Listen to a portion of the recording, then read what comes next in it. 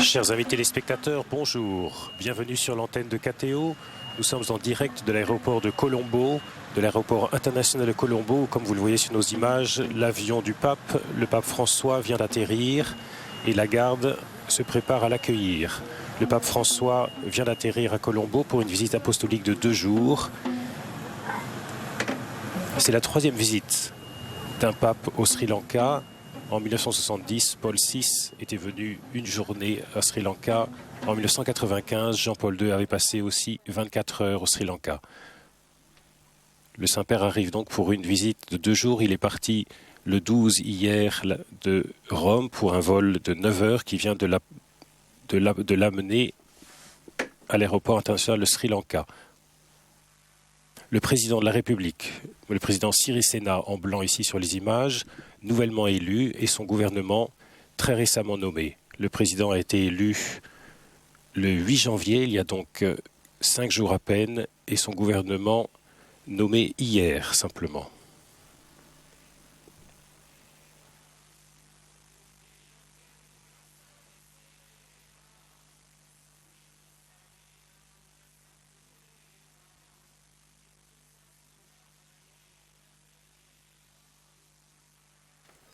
Le Saint-Père vient à la rencontre d'une église catholique qui compte 1,35 million de fidèles, soit environ 7% de la population dans ce pays majoritairement bouddhiste. Environ 70%, 75% de la population est bouddhiste, ainsi qu'une différentes minorités religieuses, hindoues, musulmanes et donc chrétiennes. On voit ici à l'image le cardinal Ranjit, archevêque de Colombo.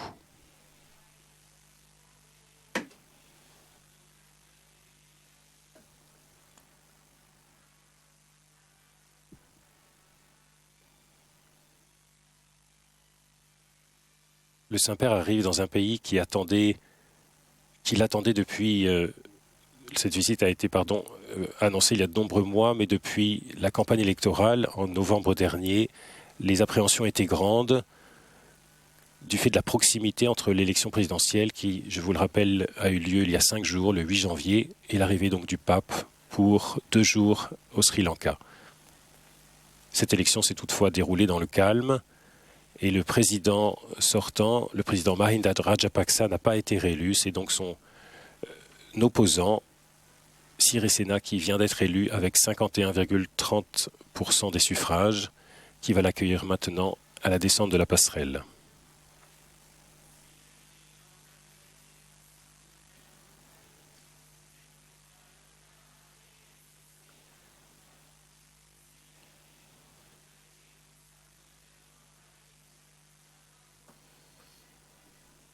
C'est le 2e voyage du pape François en Asie. On se rappelle qu'en août dernier, le pape François était venu en Corée du Sud, donc en Asie du Nord-Est, alors que nous nous trouvons ici au Sri Lanka, en Asie du Sud, dans cette île de 21 millions d'habitants, située au sud-est du sous-continent indien.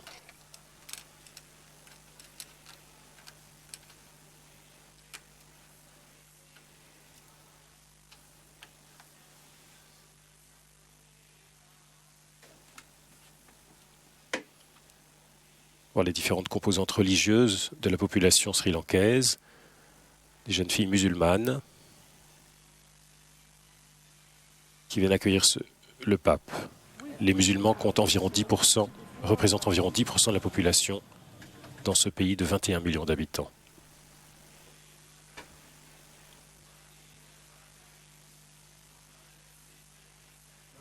Le pape apparaît.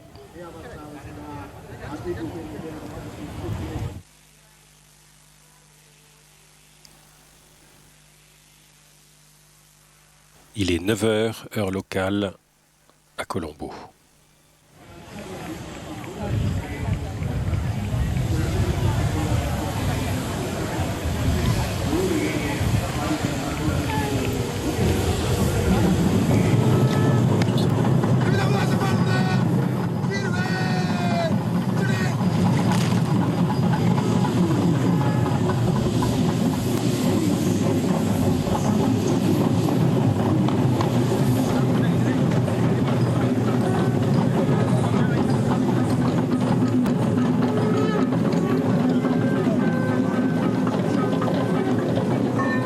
l'accueil du président Sirisena au pape François, ce président qui vient donc d'être élu.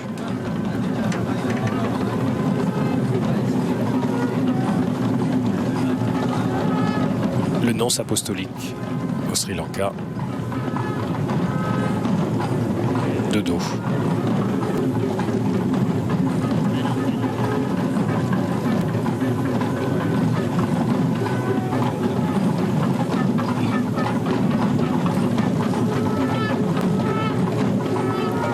Le nouveau gouvernement se présente au Saint-Père. Le ministre des Affaires étrangères présente les différents membres du cabinet.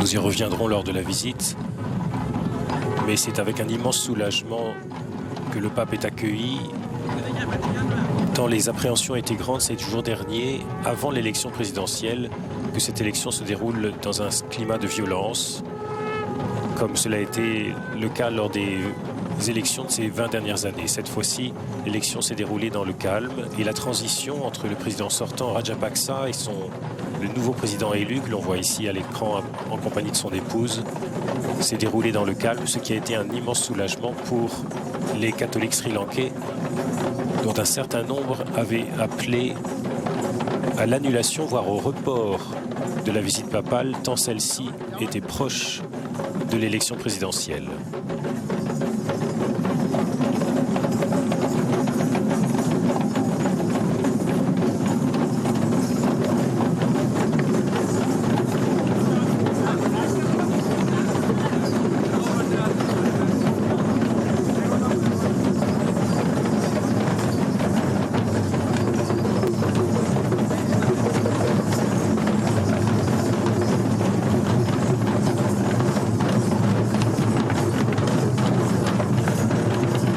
Les danseurs traditionnels singalais accueillent le pape dans cette île où la population est composée d'une majorité singalaise, de l'ethnie singalaise, 75% de la population, et de différentes minorités dont la principale est la minorité tamoule, environ 12 à 18% de la population.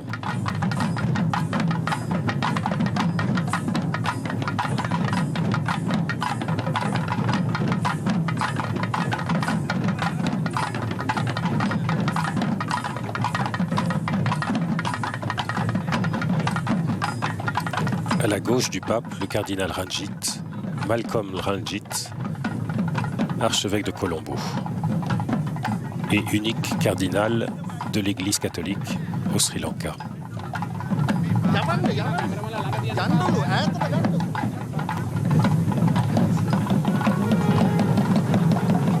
Un éléphant à côté du pape, c'est un des éléments traditionnels de l'iconographie de ce pays.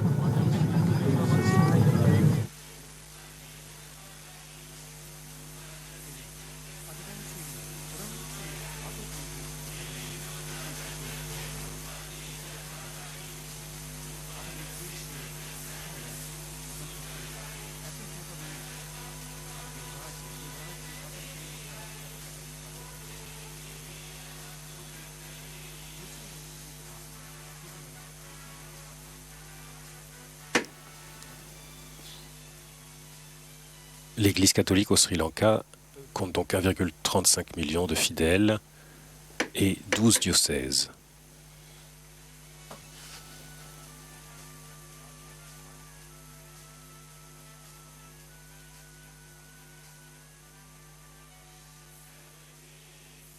L'histoire de l'Église dans ce pays est relativement ancienne, environ un peu plus de 5 siècles, même si des traces archéologiques ont montré une présence chrétienne bien antérieure, mais qui n'a pas laissé d'église sur place. L'histoire de l'église donc contemporaine ou moderne date d'il y a 5 siècles, en 1505.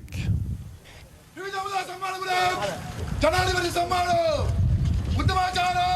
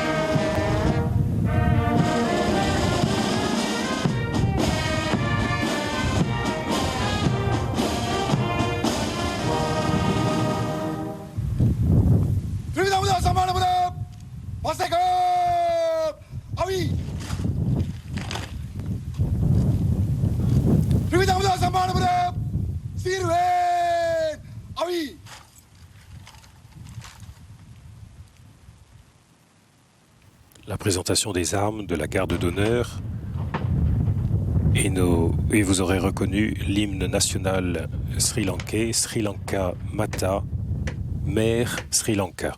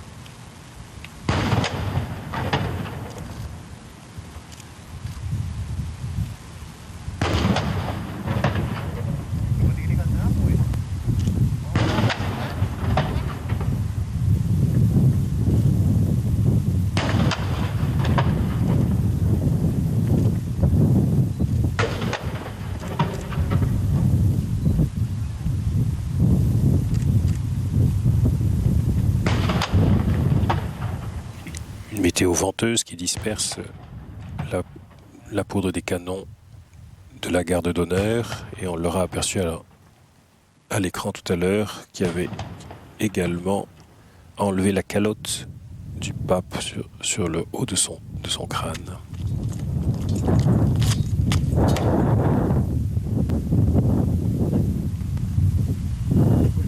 Your Holiness. Triforce's Guard of Honor comprises of colors, 4 officers, regimental mascot of Sri Lanka Light Infantry, and 96 other ranks. The parade is in order. May I have the honor to request your permission to carry on with the rest of the proceedings. Your Holiness.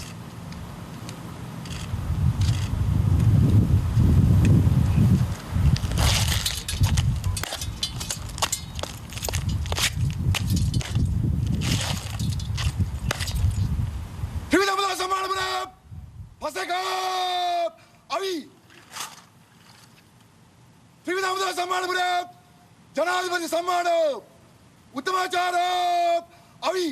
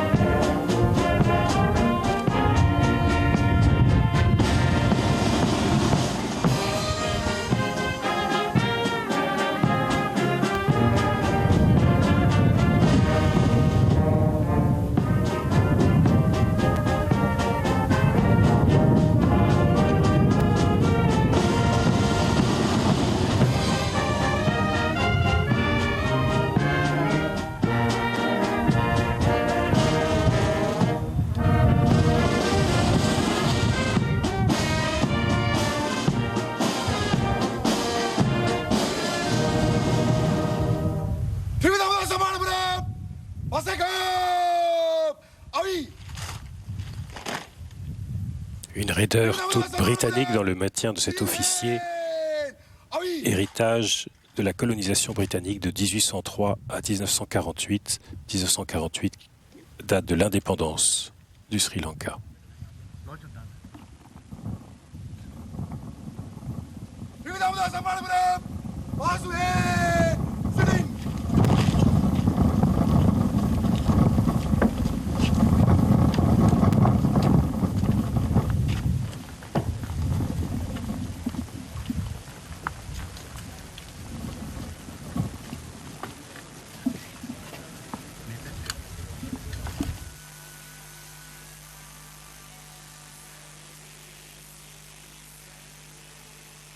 Une chorale se prépare à accueillir le pape.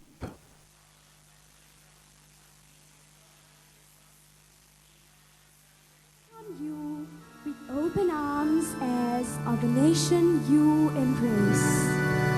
We are here for you with open hearts to give our love away. We are glad that you have come to us with the peace of God inside.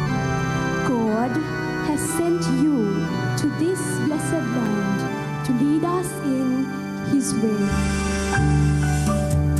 Holy Father, dear Pope Francis, welcome to Sri Lanka.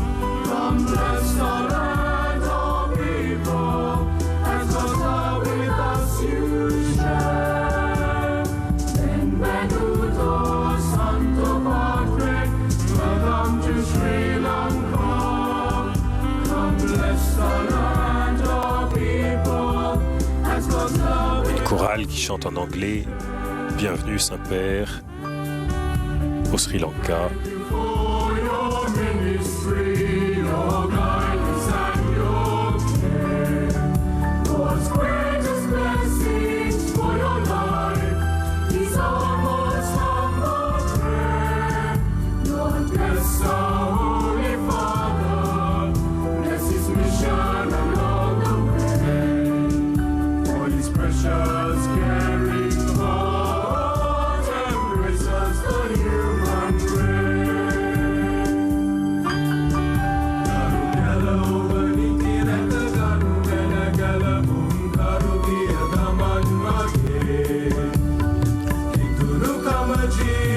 La chorale chante désormais en singalais.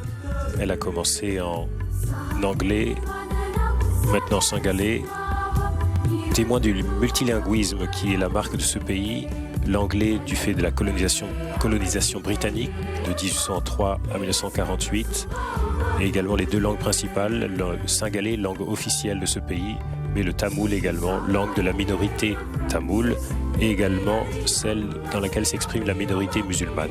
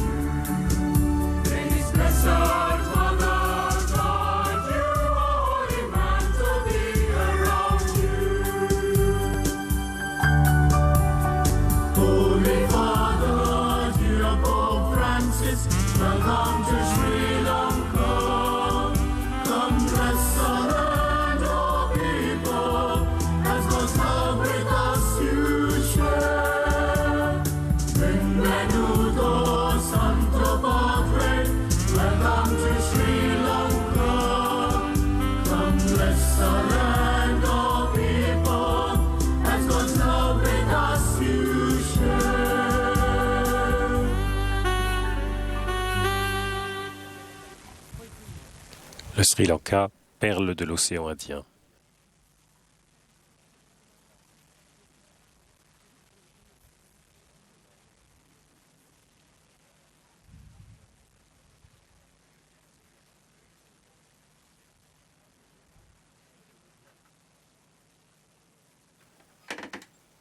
Alors que la chorale quitte son estrade, le programme prévoit un échange de discours entre le président Sirisena et le pape.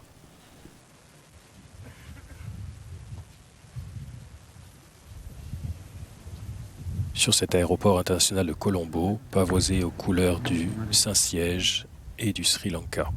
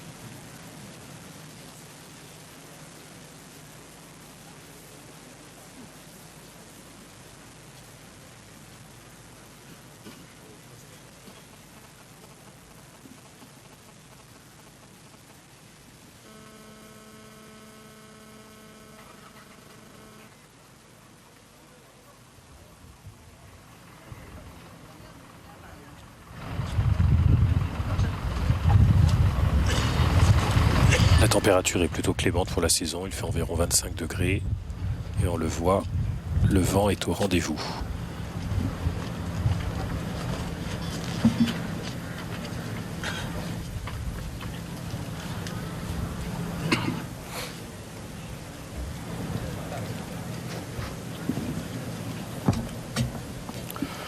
Good morning, Your Holiness, Secretary of State and member of the Holy See Delegation. Bonjour Saint-Père, Prime Minister, bienvenue à la délégation du Saint-Siège, Excellencies, les ministres du cabinet, Excellences, Mesdames et Messieurs. it is a happy and joyful occasion C'est une to welcome Your occasion Holiness heureuse on behalf of my government and the de vous people of accueillir Sri Lanka. au nom de mon gouvernement et du peuple du Sri Lanka. That Your Holiness commence this apostolic journey to Asia with a visit to Sri Lanka. C'est un grand honneur de vous voir ici lors de cette visite apostolique au Sri Lanka. Significant to me personally as I have been elected. C'est une visite particulièrement significative pour moi qui vient d'être élu président lors d'une élection démocratique il y a 5 jours. Your Holiness gives me an opportunity to receive your blessings as I commence my term of office. C'est une occasion pour moi de recevoir votre bénédiction alors que j'entame mon mandat. Friendship among our people after overcoming a cruel terrorism conflict. Nous avons traversé un conflit particulièrement cruel et nous réjouissons de la paix revenue. Centuries or religious heritage. I am extremely pleased that during Je suis très heureux canonize Sri Lanka's first saint, que lors de cette visite, vous allez canoniser Catholic missionary from le India. père Joseph Vaz, un missionnaire catholique venu de l'Inde. To the growth of the Catholic faith in this Il a country. particulièrement contribué à la croissance de l'Église dans notre pays.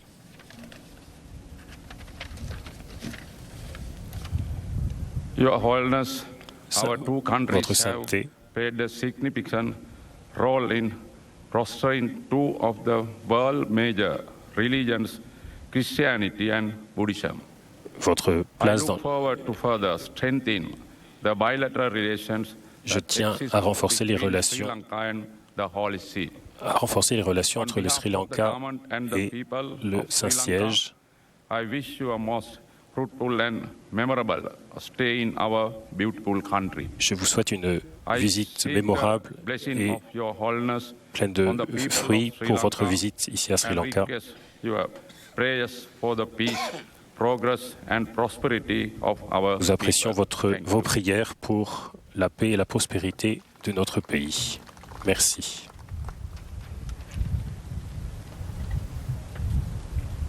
Les évêques du Sri Lanka.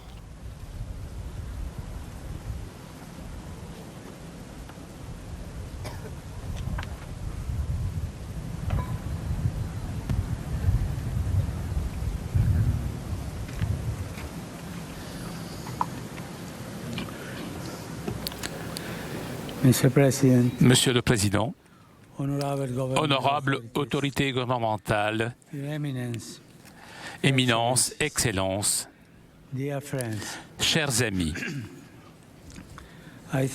merci de votre accueil chaleureux. J'ai longtemps attendu cette visite au Sri Lanka et ces jours que nous allons passer ensemble. Le Sri Lanka est connu comme la perle de l'océan Indien en raison de ses beautés naturelles. Mais bien plus important, cette île est connue pour le caractère chaleureux de son peuple et la riche diversité de ses traditions culturelles et religieuses. Monsieur le Président, je vous présente mes meilleurs vœux pour vos nouvelles responsabilités.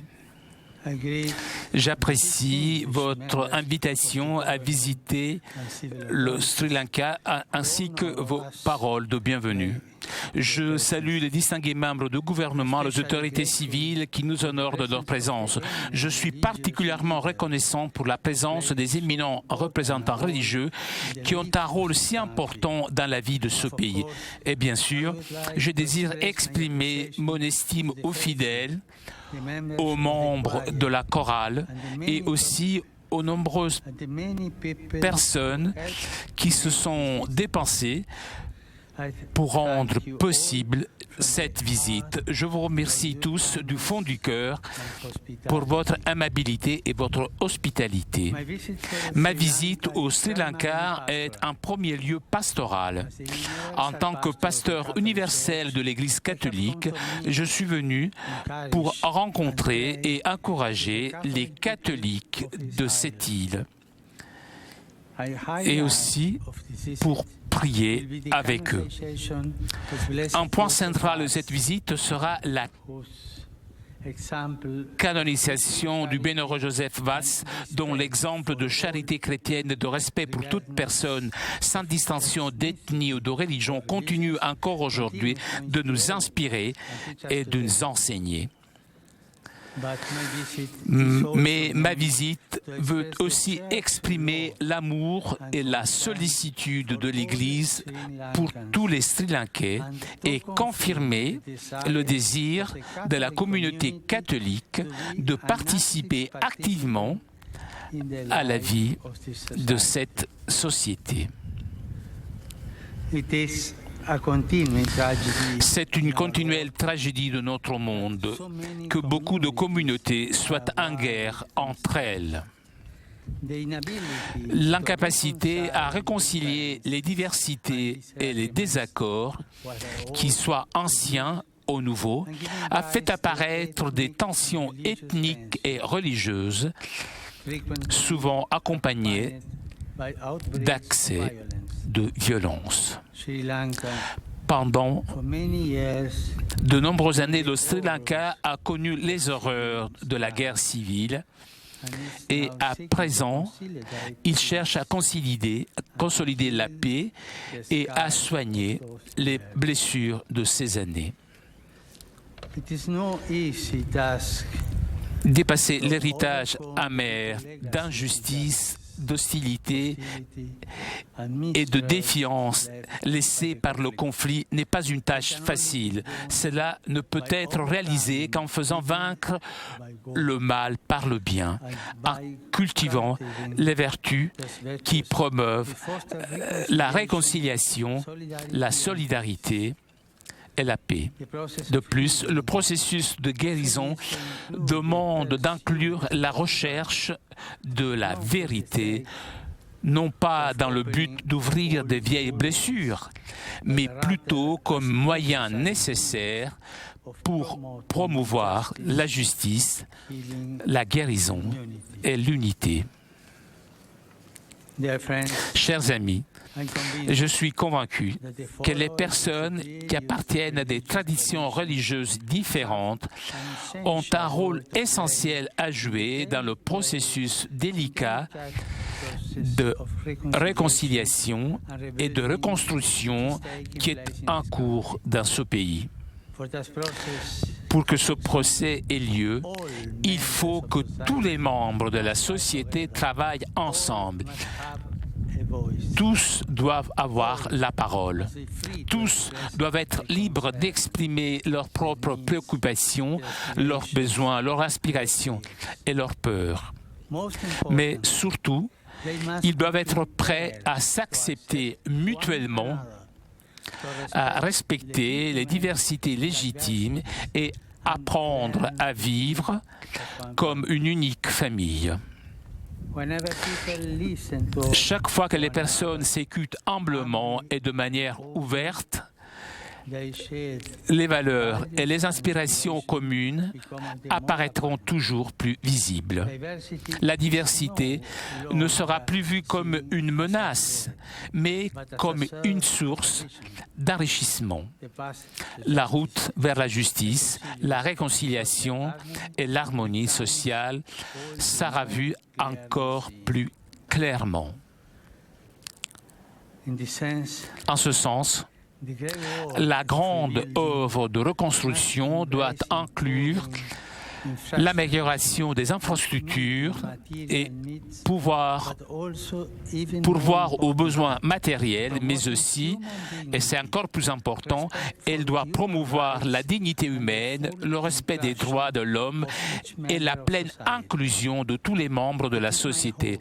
Je forme le vœu que les responsables politiques, religieux et culturels du Sri Lanka, prenant la mesure du bien et de la guérison qui résulteront de chacune de leurs paroles et de leurs actions, apportent une contribution durable au progrès matériel et spirituel du peuple du Sri Lanka. Monsieur le Président, chers amis, je vous remercie encore une fois de votre accueil. Puissent ces jours que nous passerons ensemble être des jours d'amitié, de dialogue, de solidarité. J'invoque les abondantes bénédictions de Dieu sur le Sri Lanka, la perle de l'océan Indien, et je prie pour que sa beauté resplendisse pleinement en faveur de la prospérité, de la paix de tous ses habitants.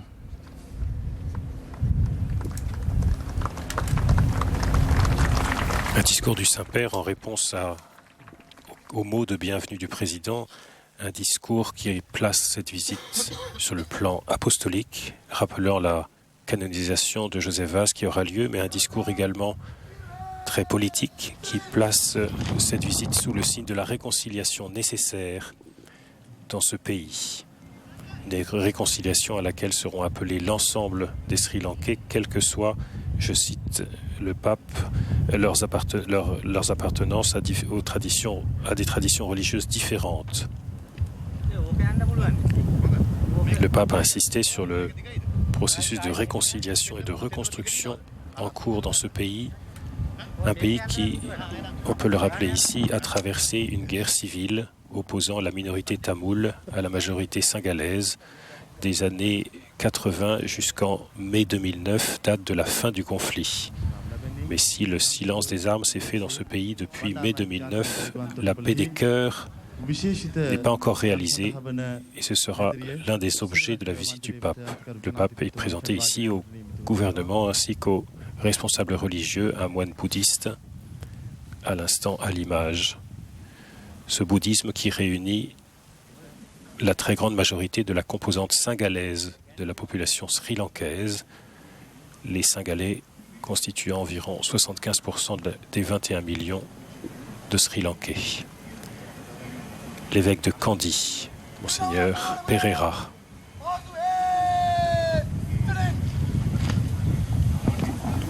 Les évêques du Sri Lanka des 11 diocèses, sur les 11 diocèses plus un ordinariat aux armées, on compte 4 évêques tamouls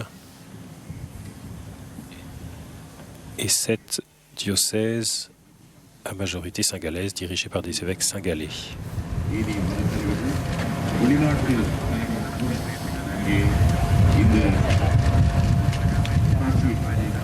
C'est le cardinal Ranjit, archevêque de Colombo, qui introduit et présente chacun des évêques au Saint-Père.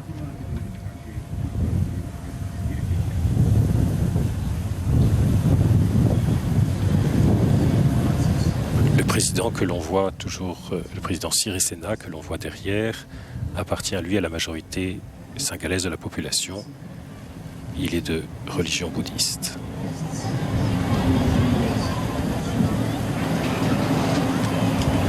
L'évêque de Manar, Monseigneur Abou Joseph, dans le nord du pays.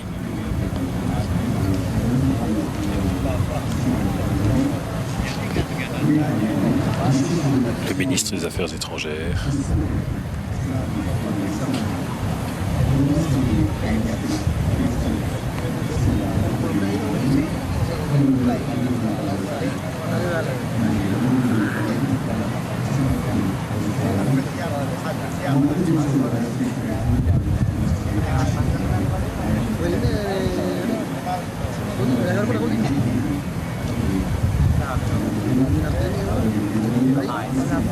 le Saint-Père est présenté à différentes personnalités de la société civile.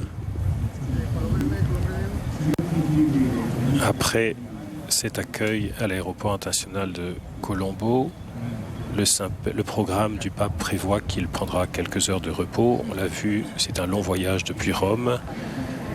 Et il rencontrera cet après-midi les évêques du Sri Lanka à l'archevêché de Colombo en début d'après-midi, avant de rendre une visite de courtoisie au président Sirisena, que l'on voit donc à la gauche du pape ici, une visite de courtoisie à la résidence présidentielle de Temple Trees. Enfin, toujours pour ce programme de cette première journée d'une visite qui comptera 2 jours, ce soir à 18h15 heure de Colombo, 13h45 heure de Paris, le pape rencontrera les différents leaders responsables religieux hindous, bouddhistes, musulmans, anglicans de ce pays. Le président vient de saluer ici le nonce.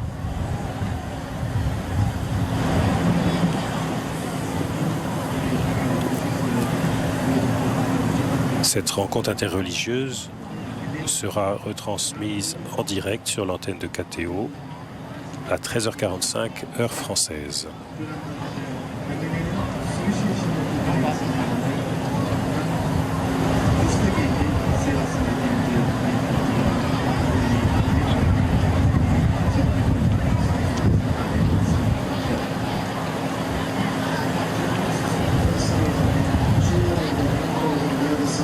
Un accueil tout à fait chaleureux et à la fois simple. On le voit sur ces images. Il y a encore quelques jours, c'était le président Rajapaksa, le président qui a été donc battu aux élections du 8 janvier, qui devait accueillir le pape.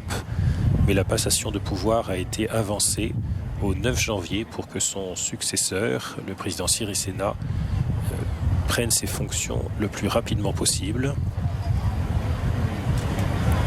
afin d'éviter d'une certaine manière la possibilité de troubles dans le pays. Et c'est donc ce président qui accueille, nouvellement élu, qui accueille le pape.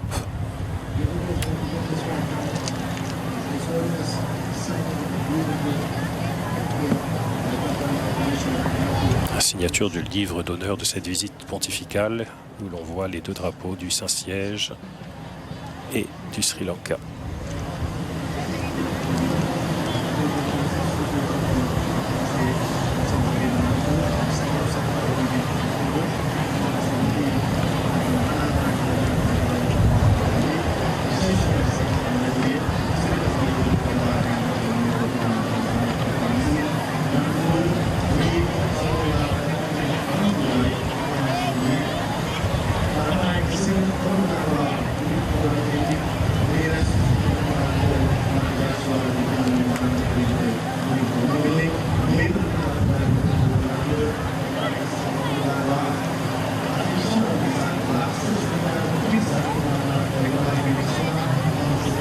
Le cardinal Ranjit l'a raconté à plusieurs reprises.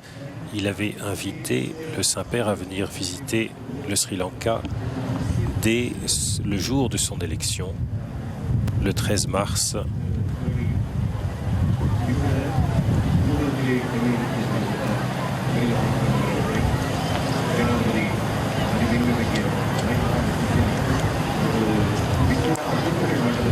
Dès le 13 mars 2013, lorsque le Saint-Père a été élu sur le trône de pierre, le cardinal Ranjit, qui faisait bien sûr partie du conclave, l'avait invité à se rendre visite dans son pays.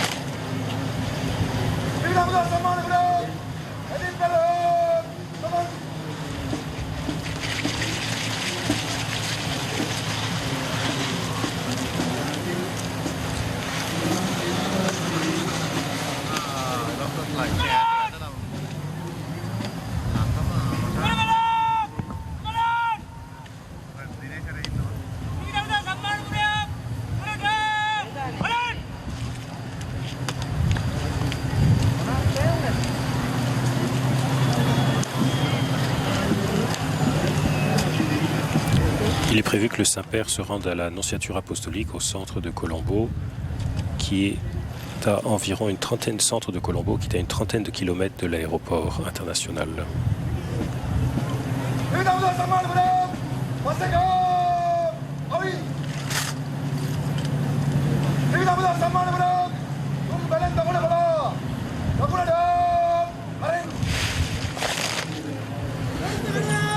Nous vous donnons rendez-vous à 13h45 heure française pour suivre le deuxième volet de cette visite, la rencontre interreligieuse du pape avec les leaders de ce pays.